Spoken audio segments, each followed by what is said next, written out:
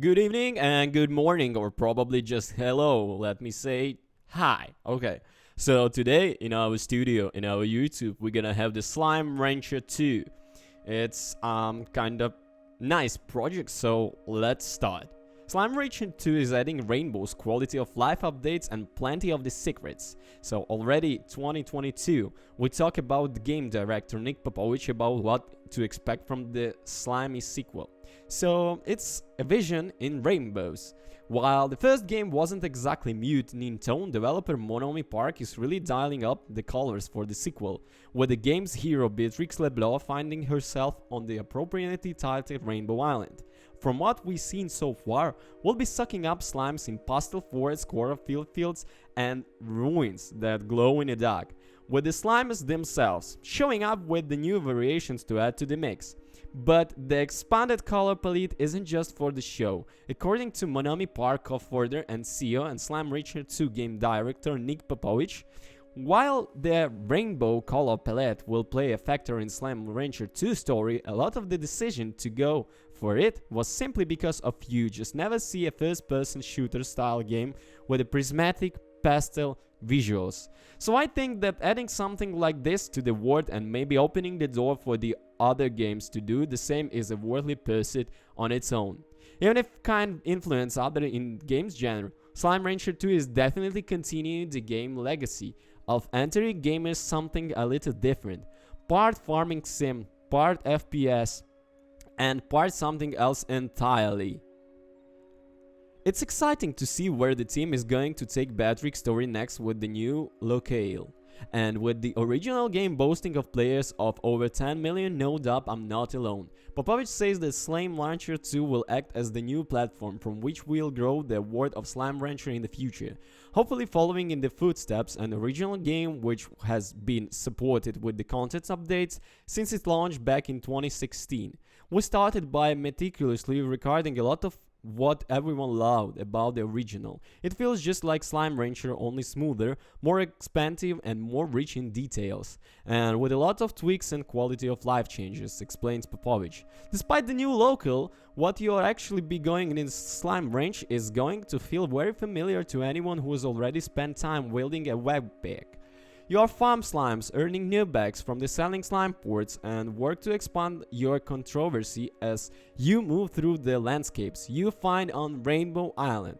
What's the most exciting is that the whole thing is a refreshing change from out original wood. We very much landed into the cowboy vibe in the first game with the dusty valleys, an old mining operation, and a desert. Rainbow Island is far more green with the couplets of lush grass all over it, lots of trees, flowers, and water visible almost all the time. It just feels good to be into this world. Part of the game joy will be discovering the secrets of Rainbow Island, which Popovich describes as very usual place, even by the standards of the far range. Apparently, we'll get a few teases about some of them as get closer to the launch. But for me, the intrigue lies with the place you can call on the island, the controversy. Like the range of the original game, this is where you spend a lot of time farming, building, and creating new slime hybrids before starting to explore further afield once you've created the right tools and upgraded to counteract the environments and the slimes that inhabit them.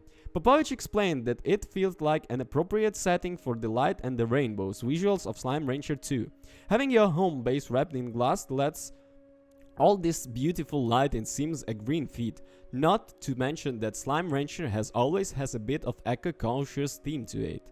Developer Monomi Park has already delighted us with several new slime types they call Rainbow Island home, from fluffy cotton slimes to the Halloween toasting body slimes. Figuring out all of the possible slime hybrids is going to be quite the undertaking for us and the team tasked with creating them. I'm honestly not sure if the original design of all slimes can combine with each other into a new one was a killer feature or a terrible curse. Loves the Popovich. It is a ton of work to ensure they combine correctly, and managing the hundreds of possible combinations while you try to think up the new one is equally daunting task. We spent a great deal of time and resources making dev tools that help us with this process, but it's never ending so long as there are new slimes to discover. Slime madness aside, there are other new additions to the gameplay to discover, which unchain the way you interact with the world.